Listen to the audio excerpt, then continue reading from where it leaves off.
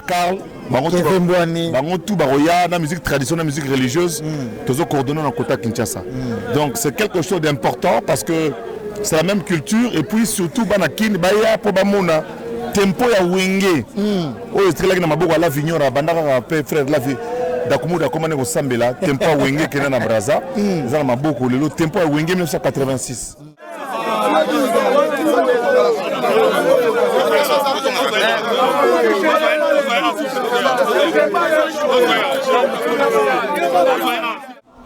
Mambakini Bopeto, Roga, c'est un artiste Oyo, Azali, Moutope Gouverneur Gentili, Maka, Apouya, Mamambobele. Donc, il vit la Kinshasa pour des villes Royambaye. Pour nous relaxer, Gentili, Goubelamba, Azali, homme de culture.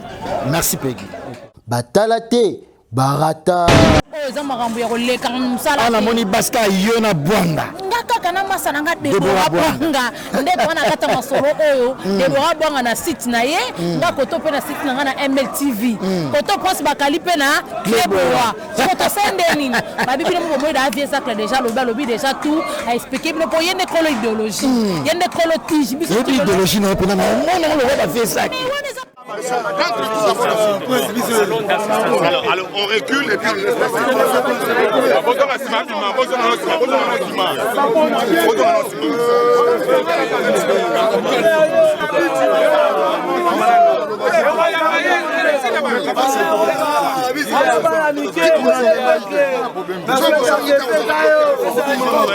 tout d'abord la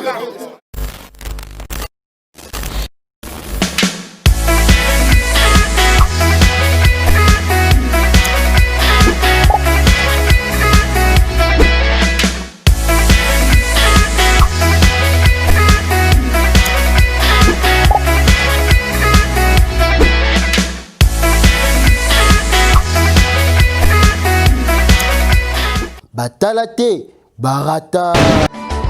Guijou Mayela. Ya Marie-Hélène. Guijou Mayela. Oyebi.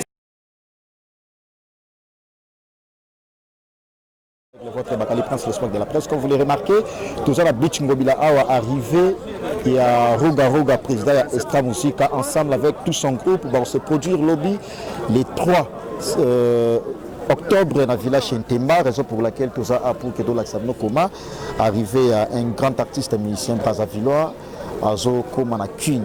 Je suis à côté de Zachary Bababa, c'est honorable. Bonjour honorable. Bonjour Cléboa, bonjour Banderono surtout, Banapoto par tout le monde entier. Toi la biche Ngobila. Alors toi c'est l'arrivée à Roga a commis déjà mais à Kitinante, na monoza a misé ba Kiti déjà puis Batbaza tellement ébélé. En fait, les expériences m'ont amené Roga, ils ont mouvement Boutama à Kinshasa. En réalité, à travers l'émission Variété samedi soir, grâce à Saddam Hussein, Kungulu Mobutu Tempelo, d'extra musique, l'élu est la 5e fois que sa musique est jouée en Congo, na RDC, mais Yambalo est moins différent.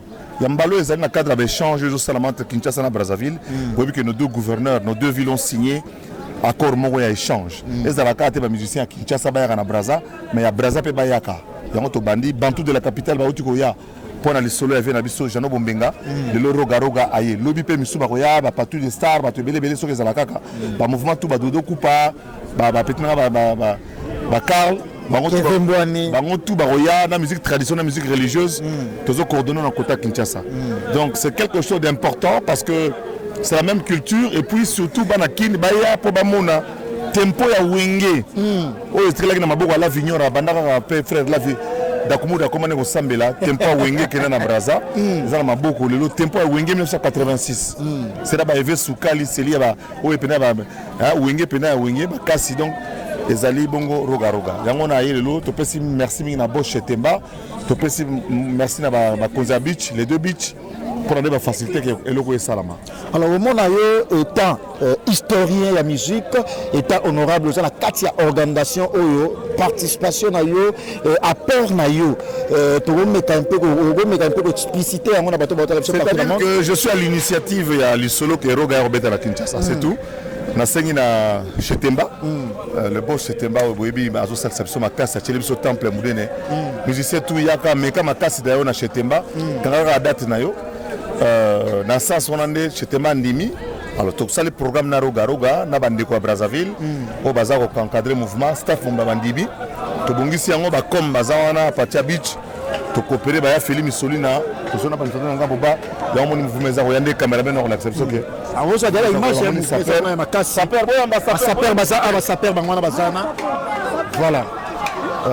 Alors mon s'appelle déjà la couleur de belé donc makambo ezali ado Brazzaville yawa to komona makambo na biso ya osaka donc s'appelle aye s'appelle a combien déjà na belé donc ça veut dire que makambo ya bien match à carré. Merci honorable. Alors merci Carmen Odi à la fille à papa et honorable Azali Moroté. Azali aussi avec mon confrère Peggy Tsassa. Bonjour. Bonjour Ndeko. Alors on partout dans le monde, les presse a représenté, tu es un grand artiste musicien de l'autre rive, Azoya Awa, impressionnant étant journaliste. Oui, na compte ya Hôtel de Ville. Nous avons représenté le gouverneur Gentili Ngobila Mbaka parce que c'est lui le gouverneur de la ville de Kinshasa. Donc nous allons avoir tous allés côté de la peine de Kwaye par rapport à Mambakini Boketo, Roga Roga, c'est un artiste où Azali Moutope gouverneur Gentili Ngobila Mbaka appuyé na Mambo Bele. Donc il vit la Kinshasa pour Hôtel de Ville Royambaye. Pour nous relaxer, homme de culture. Merci Peggy. Merci beaucoup fidèles internautes. Tout ça la balance, les gars, c'est Saper Bazawana. Tout ça la beach Ngobila, il pensionné les barres de fonds. Merci à toi, président de Maline Mokonzali, il y a Gauthier Mascotte, leader à Londres, Pichu Manga, boss lady de la nation, tonton Manapatroit.com. Merci encore Herman Garçon Slim et puis Nantes. Tout ça a pour que tout ça a toujours boulot dans le vrai sens du mot. Boulot toujours à beach Yangwana. Oje Bali Yangwana, on est Bali en tout cas. Au moment où frontière ya Brazzaville Kin Yango. Tout ça vraiment pour que ça toujours Moussala. Merci à Willy Pensé, le champion à Don la Carte à La Rochelle. Et merci à Tim Stabengele, merci. Yabalé Tim Stabengele, merci à toi. Le vieux chacha Richard Moutomo, bon séjour à Kinshasa, merci à toi. Sans oublier Idriss, le grand Canadien Moutoto à Bukavu, Yannick Mambeke, l'impresario, Hervé Mambeke, merci à toi. Tout ça a pour que tout ça toujours Moussala ya Willy Moucheni Koda Mboka. Ndega Boyoki, honorable à Lobiwana. Merci à toi, Deborah Bwanga. Carmen Odi à la fille à papa, tout ça a beach Ngobila. Tout ça a beach Ngobila, car arrivé à la biso moko roga roga, balobi leo linjo leo. Bataki batuna liste, ezali kamune à valeur, respect, liste ezali. Ato le kino ngana musala me makambo, o eza makambo ya koleka musala. Ana moni baska yona bwanga. Ngaka kana masana nga Deborah Bwanga.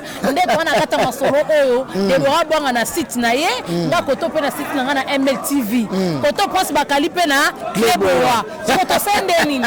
Babibi no mo da vie ça déjà lobi déjà tout a expliquer mais pour yende kolo idéologie. Yende kolo tige biso. Idéologie na pe na mon le da vie ça. Mais on les a perdre na ngana biso ba singa pouvoir. Ozana okende nga lobat.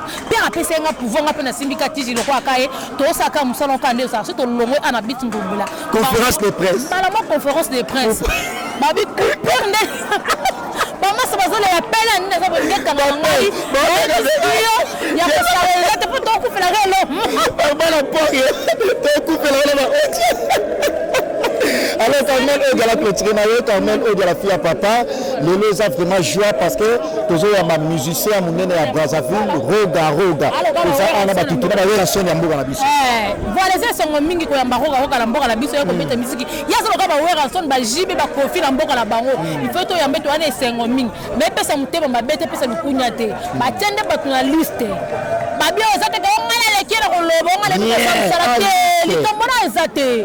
Ali kamana ndeli kamunde ko batali qualité batali makambo nyonso batali pas de choco pas de solo mapeka pas de solo munoko batali ka ke fiu mutu face à classe propre ko ba ko loba liste ezali campagne na coupure ne on tozo boma. Merci Carmen. Merci fidèles internautes à suivre parce que tout ça na beach abo mon ba musicien bo monde da ba bima déjà donc biso Kleboa tout ça a pour que tout ça la toujours musala Kleboa.com na bokaster à Pichu Manga boss lady de la nation tonton Banda et puis encore Herman Garçon Slim Bakali Prince l'espoir de la presse votre espoir est là pour faire du bon boulot. Roga à Kinshasa, il va se produire demain, le 3 octobre, la Villa Chentemba en ville. Donc, Bissot de Rosalana pour que vous la toujours couverture. Merci, en tout cas, à suivre. Merci.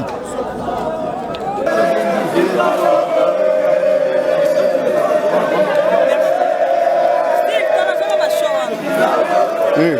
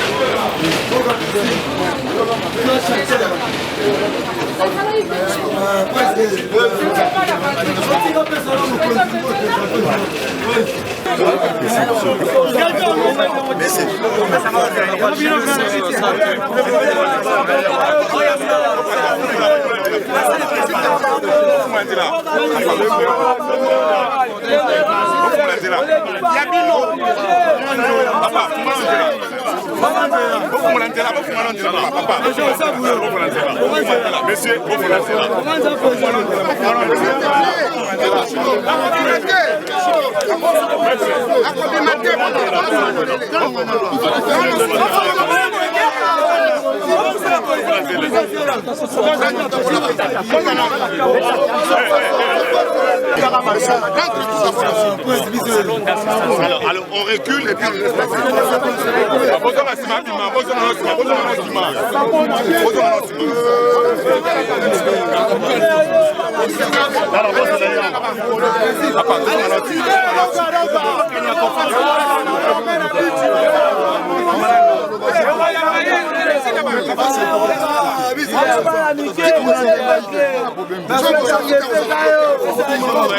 Tout d'abord là-bas.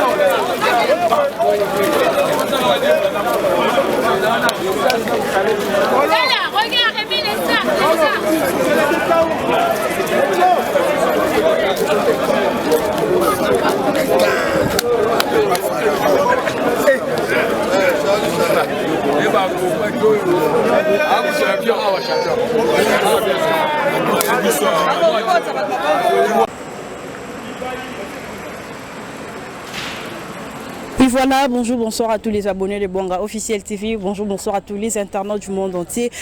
De big salutations à Papi Itcheli les potentiels qui nous suit depuis Montréal. Le seul patron suisse, mon papa Bijou Beleza. Mimi Ndoume Yaba Mimi, une série à Motema. Mimi Ndoume Yaba Mimi depuis Mouching là-bas. Je pense que vous avez awa tozali na kati ya Beach Ngobila ezali port esungaba ndeko na biso ya Kinshasa biso bandeko ya Kinshasa to katisa na elle ya Brazzaville batu ya Brazzaville bakatisa na elle à Kinshasa. Donc comprenez aujourd'hui Toyeko Yamba, artiste Mounene, parce que Roga aujourd'hui fait la fierté de la musique du Congo Brazzaville, bien sûr. Et également, Congo dans la Congo, c'est aussi la fierté de notre République démocratique du Congo également, parce que Roga nous fait la fierté. Demain le 3 octobre, on a Kata Kinshasa, dans le village Chetemba, à relivrer les bisons en tout cas un bon concert, un très bon concert à Kinshasa, Roga ensemble avec ses musiciens, Extra Musica. Roga à Kinshasa, le 3 octobre, à village Chetemba. Soyez plein, soyez nombreux parce que il y aura du show. Je vous laisse suivre l'arrivée de l'artiste Roga ensemble avec Extra Musica, Oezali orchestre, il y a Roga star, Roga artiste à monnaie, il a y approuvé.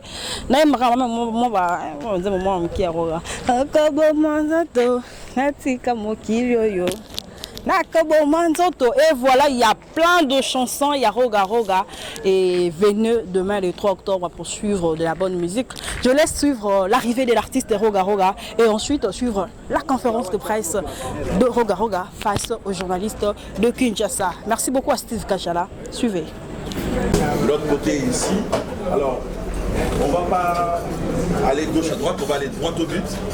Le président Roga est ici, il est venu dans le cadre d'une prestation scénique, dans le cadre de renforcement de notre culture, de la RDC, le Congo Brazzaville, mais cependant celui qui a habilité de nous expliquer bien le substrat de cette rencontre est M. Zachary Bababa, qui est connaissez un confrère, un mécène, un opérateur culturel que nous allons demander de prendre la parole pour nous expliquer et de circonscrire un peu le cadre. Merci beaucoup Paty Ambroise, merci beaucoup chers amis, chers confrères. Surtout nous voulons vous remercier pour votre patience parce que c'est depuis 9 h du matin vous avez été mobilisé au Beach Ngobila pour accueillir l'artiste qui venait de Brazzaville. Je vous connais personnellement, vous tous ici, et je sais comment vous déployez chaque fois qu'il y a de tels événements qui concernent la culture de notre pays. Voilà, nous souhaitons la bienvenue au président Roga Roga ainsi qu'à toute la délégation qui l'accompagne, son orchestre, et tous les journalistes de Brazzaville. Vous êtes les bienvenus à Kinshasa. Je peux me permettre de le dire parce qu'en tant qu'un des leaders de Kinshasa, en tant qu'un notable de Kinshasa, je veux vous souhaiter la bienvenue sur le sol de vos ancêtres parce que nous avons les mêmes ancêtres d'ici et là. Roga Roga à Kinshasa, c'est un grand événement parce que de mémoire de chroniqueur de musique, ça peut être la 5e ou la 6e fois qu'il vient à Kinshasa, mais c'est vraiment la première fois qu'il vient jouer à guichet fermé, c'est-à-dire avec un droit d'entrée. Il est arrivé ici à l'époque de Yoshat Production, il est arrivé ici à l'occasion de l'anniversaire de Wenge, il était là pour la francophonie et aujourd'hui il vient pour conquérir le public de Kinshasa. Et pour Papa Mba aussi, nous nous souviendrons, il va rappeler cela. Mais aujourd'hui, Roga Roga sans franquinois. Il vient avec son genre de musique, un genre de musique de deux rives. Et cela rentre tout à fait dans la droite ligne de la volonté de deux villes, le gouvernement de Kinshasa et la mairie de Brazzaville. Dans le cadre des échanges culturels, nous voulons désormais que les groupes de Brazzaville viennent aussi à Kinshasa, autant que le groupe de Kinshasa vont à Brazzaville. Des religieux, des chanteurs religieux, la porte est ouverte. Roga Roga a essayé, il a osé, à une période très très difficile, mais il a osé venir ouvrir cette porte-là. Elle est ouverte pour tous les artistes de Brazzaville. Donc l'artiste est là. Nous vous souhaitons la bienvenue ici dans ce beau cadre chez The First MK, chez Mireille Kinyoki, un endroit très prisé par la jet set de Kinshasa. C'est ici où nous recevons chers amis de la presse. Pour quelques minutes, c'est une conférence de presse. Nous poserons des questions que des journalistes. Alors à la droite, j'aimerais bien vous présenter ce baobab de deux rives, Charman Jacques Koyo, champion du monde de toute catégorie jusqu'à la fin du monde, jusqu'au retour de Jésus-Christ, le champion qui ne laissera jamais sa place, le patron de la danse Ngonza. C'est bien lui, Ngonza, qui a circulé dans le monde entier. Et ici à gauche, vous avez Esprit Basse, que j'ai vu tout petit, il avait quoi, 16 ans, 14 ans. Il y a une vingtaine d'années, quand nous avons commencé cet orchestre au dépôt CFCO à Wenze, vous voyez que je suis un peu de Brazzaville aussi. Et bien entendu, Roga Roga, il est là, Missile, président Roga. Merci. Au salon de la Lingna, la peine en français. Pour les autres qui ne sont pas Talabiso. Lélo, dans le monde entier, événement musical, et lobby, dans Paris, et pour le Liban. Deuxième événement musical dans le monde, c'est à Kinshasa. Les alibongo prestations, il y a Roga Roga. Dans le monde entier, il y a bien musique exacte. Musique est lobby à Paris, à Olympia, pour le pour le Liban. Les musique partout dans le monde exact. Musique exacte, il y a Roga Roga et à lobby. Donc c'est un événement mondial sur le plan artistique. Donc grâce à Bandego Nabiso, il y a Internet, le monde entier et Rolanda. Événement à Kinshasa, et surtout. Alors, pour exemple, on a appelé ça Maloba, au circoncis événement, Ndeni Marameo Tambola, et puis après, tout évolue. Oui. À moins que le président Alouka Banda, je préfère qu'il réponde carrément à la presse, ce qui est ce Koloba, l'invité à Roloba. Il y a Roloba, bon, c'est pas la question à poser, pas poser. Voilà, bon. Alors, on va par la question. Président Roga Roga, combien qui ça sentiment dans les alliés, boni. Franchement, je sais que nous avons des amis qui parlent français, il y a d'autres qui n'arrivent pas à comprendre. Et je vais parler en français et en autre langue, le lingala. Et je vais d'abord commencer par présenter les excuses, parce qu'il a fallu que nous puissions traverser à 12 heures. Mais on n'a pas pu, il a fallu qu'on puisse courir par-ci, par-là. Et je profite de l'occasion pour remercier toutes les autorités qui ont œuvré, les autorités de Brazzaville, ainsi aussi les autorités de Kinshasa. Donc, surtout à vous, les amis de la presse, vous avez pris vraiment le temps, vous avez attendu. Vraiment, je vous présente les excuses au nom du groupe Extra Musica et de la délégation.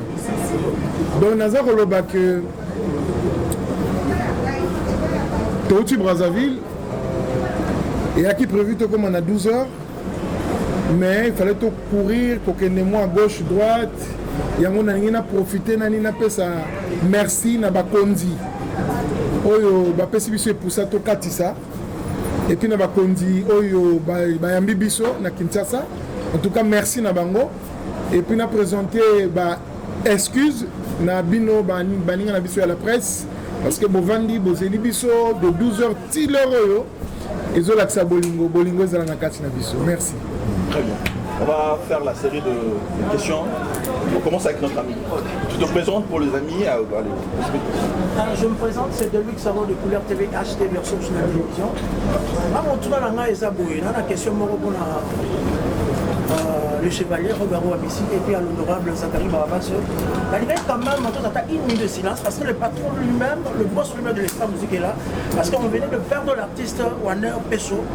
On a vu des images qui circulaient quand même, le monde était touché. Quand même, il faut quand même appeler ça moi, résumé. Au devant ces biso, il y a qui prévu un concert avant que bande. Voilà. Donc, j'ai le moi, mon touya, ça lui dit Brazzaville, passe biso awa. Et puis ma deuxième question à poser à l'honorable Zachary Barabas. Il a accepté, il a repris cette énergie pour la Rogaruga. Mon parrain. Donc, on a soumis ça awa, tout le monde est tout Jarman, Nazar, Baptiste, Maza, Baïké, à Brazzaville, mais vous avez fait le choix, il y a vraiment un biseau où il y en a awa. C'était quand même mes préoccupations. Merci. Alors, les 3 questions, quelqu'un d'autre ou bien on va faire question-réponse? Non, question-réponse. Allez, président Robert. Bon, ce qui est Jenny Charman et Jean Koyo, c'est parce qu'Azali père spirituel dans la musique. Et puis, ngai nazoki goût ya rosa la musique vraiment yé mutapé singa yango mutel bosso à côté sanga na studio et enregistrement ezaki. Donc yé pas pesa nga mapamboli. Yango na mona yilo kona nazo ya Kinshasa c'est vrai kin na ya ngai matanga festival ainsi de suite mais kin cette fois-ci nazo ya rapona libaya. Donc ça dit libaya za na go ya ngamote il fallait na même pour ma pamboli je n'ai pas mana ngai mais honorable ce que moni na kati makamo passage origine ça dit biso tant de manai ma musique avant de yakin yem d'ailleurs zo biso na Brazza aye d'abord à celle-ci biso va arrêter samedi soir tobimi poto beta na baveille mortuaire donc il a fallu que hier ayer na baveille lukuku sapu lutu mabango parce que organiser biso concert na Brazza et puis que hier awa na kinto beta na kulutu radio kula paix à son âme atika ki biso kala mingi te to beta ki na ye yango na pensé que na réfléchir dans le biban nzete ata ekei likolo mati ekoki kobosa na baracine te ko racine yango nde moto esimbaka nzete. Merci. Pour la discussion de Zidane, Zidane. On a dit qu'on va récupérer ça de dans la... Zidane, ils ont un concert qui est prévu. Il y a quelque chose de prévu. Il y a prévu pour nous. Peut-être pour la petite histoire, parce que pour un jeune chroniqueur, en fait, nous allons à Brazzaville un soir, il y a un jeune, il y avait un deuil. Un dimanche, il y a un jeune, bêta, donc on a comme distrait par rapport à la place, on a masoro bêta, on a comme distrait. On a frappé na zoka libanda na lobi mais okazo beta libanda e uti wapi na bimi na moni bana moko mike histoire na beta labino o eza histoire à 93-94 donc il y a 26 ans na mona moko mukie boye alo beta basse na gauche ye esprit basse en tout cas la kena moni bango na bimi o okesoyo ba petio ba beta bokumbela boye banani babino za Extra Musica ba repetaka bango so bamonika ke moi day de bango makasi na ba day do so ka ba day ya libo sumer osala ba ola ksatala tana nga histoire bandaki titoye ba directeur na biso ba viona ba d'esprit ouvert makasi na rasa zape hommage pour na bango lutu mabango directeur à programme le concours pour directeur commercial bandimi to na osala concert na Brazza pour la première fois le palais du Parlement a refusé du monde, c'était avec Extra Musica. Batoubaye, Bengani Bango. Balobi Boko, t'as tes places exactes. Donc, comme il y a Makasi. Et puis, tout le monde a tué à Babetina Jakula. Et puis, ma fête est belé. Mais les lots, on va la liboso, on va libaya, on va et tiama. Donc, ça, ça va auditeur, nabino, téléspectateur, nabino, lecteur, nabino, que musique est robée, ma lobby, musique à solo. Papa Chairman, vous avez comment? Naïna Saboui, Zachary, elle est différent d'un journaliste belé le monde. Un ADN, il y a un journaliste ADN. Il est chasseur d'images, il est chasseur de l'information. C'est pourquoi tu as mis en Syrie, en Afghanistan, à l'image pour les téléspectateurs. Donc Zachary, un journaliste, il y a la carte c'est difficile, il a compris. Alors, comme Makele était à ça comique. Donc, ce n'est pas étonnant. Ok, on va continuer. Maintenant, on va prendre le thème. Basique Sombodibele, présentateur, il y a Podon Kipé, leader de la presse, moi, je Zachary Baba sur Asali. Tu vois qu'il y a eu des défections. La fin décembre, moi j'étais à Brazzaville, la fête à Brazzaville, ma petite machine à Golibaya. Est-ce que lobby qui noie a un hôtel là, roga, tu as un hôtel là, Extra Musica. Parce qu'il y a eu des départs, tout le monde a dit que tu as un combo, tu as eu des départs. Tu as un hôtel là, Yomoko, tu as un hôtel Extra Musica. Bien que Aimé Bass à Zaliwana, il y a une question. Seconde question dans les Zali, roga. Osobanga Kinte. Très bien. Bon, président. Et là, on a besoin de répondre, cuisinier. Oui, à l'ambarabilo. À ça, on a marqué l'été. À l'ambarabilo, on pas tieli batongo na mesa, bato balé et ba apprécier. Na roya raté na le rabino que non, tu peux bêta danger, tu peux bêta. Et le biso te bêti danger. Aux hommes, on a eu un malamuté. Et là, on a saigné dans le bateau. Baya et belé, batala pour spéculation. Mais le lot vendredi, le lot samedi. Baya et belé, botala. Et puis, pour faire un témoignage. Honorable à l'Oba. Donc, Kinshasa, on a Kinshasa. Kinshasa, on a Kinshasa, Tepo. Dans un esprit. Il y a quand même 1000 places, hein. Le village de Temba, c'est quand même 1000 places. Dans un esprit à Kinois, deux fois.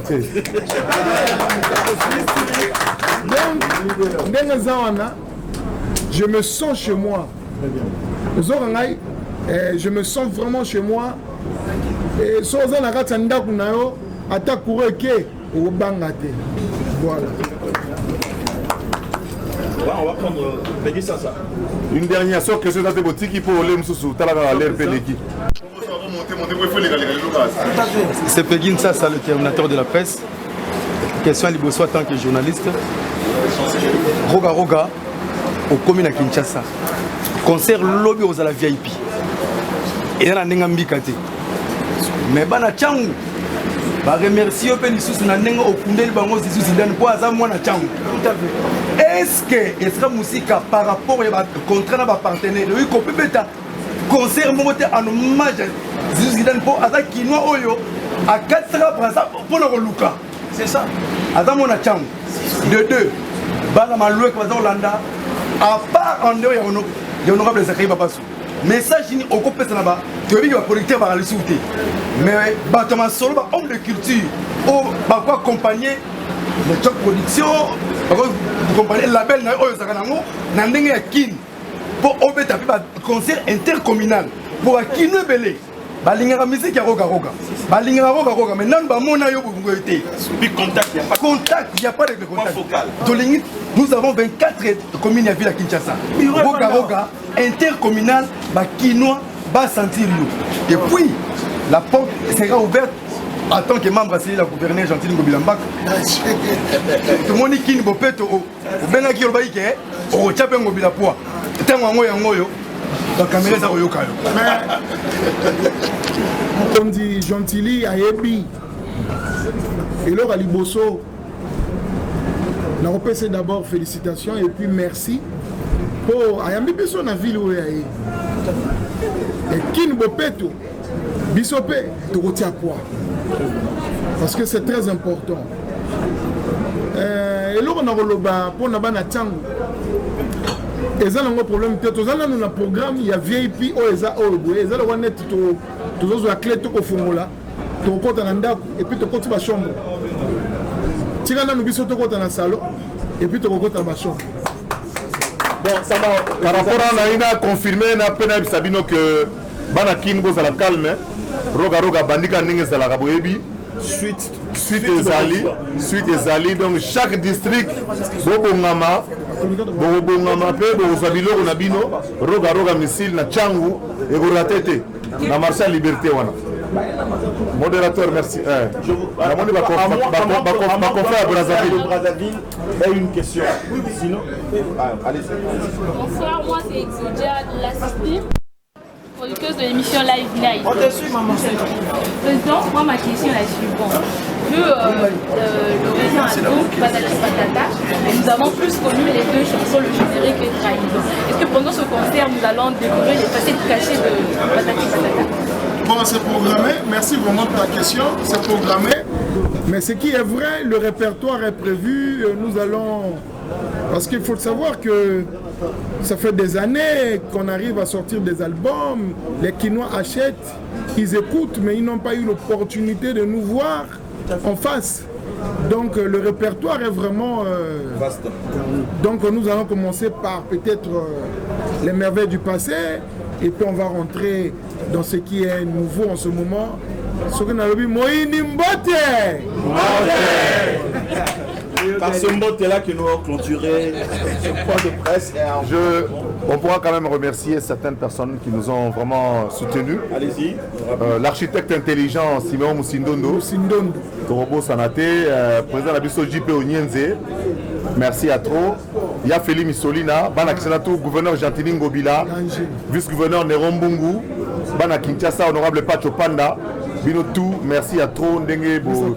Ministre de la Culture, oui, bien sûr, il y a bien sûr à Congo, Zalina, il y a vu la ville à Kinshasa. Donc, on remercie Binotou, surtout les journalistes pour la Moussala Borosala Kitoko.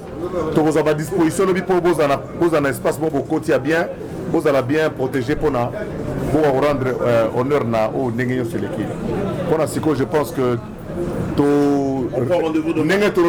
il fallait tout ça la répétition générale est impossible. Bamisé va couper mamouké na 20h concert na sur na Boudouga pesi bango plateau na en direct comme ça va salir répétition pe na plateau en même temps pendant 1 heure puis bazongi baké ko paiement. Nous remercions nous saluons la présence de Olivier, journaliste de la Côte d'Ivoire qui est ici, Bima Liboso quand même. Bilingala. Bon, alors les amis, nous le saluons parce qu'il va également parler de ce qui va se passer en Côte d'Ivoire. On va voir parce qu'on était dernièrement ensemble. On a fait le voyage, il nous a reçus quand nous sommes allés pour les obsèques de DJ Arafat. Voilà. Donc avec le Kofi Olomide, Fali, Bill Clinton et Yorobo. Alors ce qu'on va faire, les amis, pour les accréditations, pour le badge, je crois on va se retrouver demain à l'heure de Jackson. C'est 12h. 12h au village Temba pour la Rosoanini. Ceux qui veulent participer au conseil, ils pourront venir comme ça. Nous chargeons Basile voilà. Et GPN. Ok, comme ils s'y connaissent. Comme pouvoir voir lesquels peuvent venir pour la zone Moroya Presse. Pour tout le monde sentir bien l'autre. Alors, merci beaucoup les amis. On se retrouve demain. Et continuer à faire le bon travail. Alors hors micro, moi j'étais quand on était allé